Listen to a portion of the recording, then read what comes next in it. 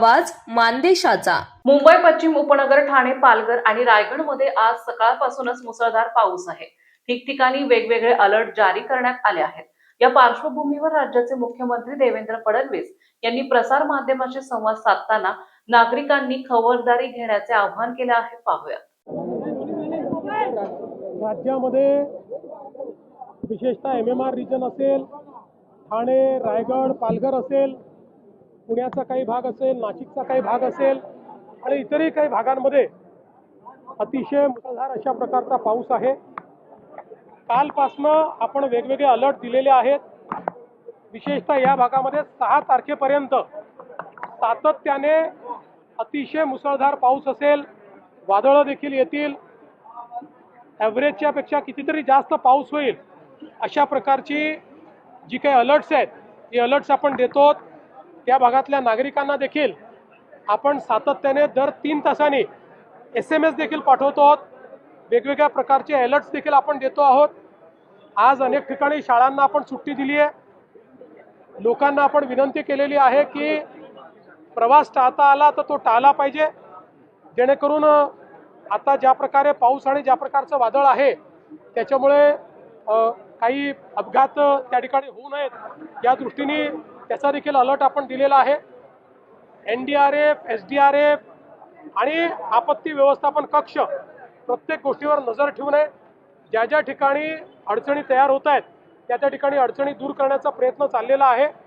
फक्त माझी विनंती आहे, यावेळी आपण नीट अलर्ट सगळ्यांना देतो, लोकांनी ते अलर्ट्स फॉलो करावीत आणि शक्यतोवर त्या अलर्ट्स प्रमाणेच आपण त्या ठिकाणी बाहेर पडावं अशा प्रकारची माझी विनंती आहे। खड्डे मोठ्या प्रमाणात पडले आणि त्यावर आता खूप सोशल मीडियावर असं आहे, कनेक्टिंग लिंकवर जिथे कनेक्टर आहे तिथे 2 त्या ठिकाणी खड्डे आहेत, पण पूर्ण कनेक्टिंग लिंकवर खड्डे पडले आहेत वगैरे हे योग्य नाही आहे। मुळामध्ये काही लोकांना याच्यातच आनंद आहे की कुठल्याही गोष्टीला खूप ॲम्प्लिफाय करायचं।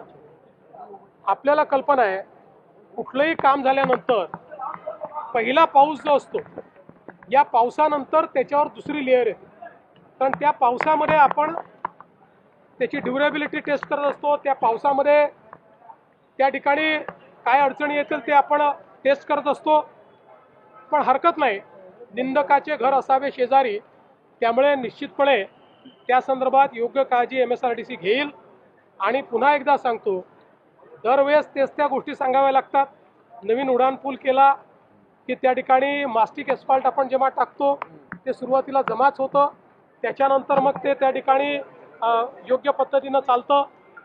अनेक ठिकाणी आपल्याला केलेलं काम जे आहे ते सेटल करावं लागतं। या इंजिनिअरिंग गोष्टी आहेत, तथापि निश्चितपणे जर हे लक्षात आणून दिलेलं आहे तर त्याच्याकडे लक्ष दिलं जाईल।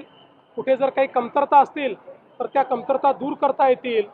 पण देशातला सर्वात उंच पूल, देशातले सर्वात रुंद बोगदे, देशामध्ये डॅमच्या खाली बोगदा हे पहिल्यांदा आपण करून दाखवलेलं आहे।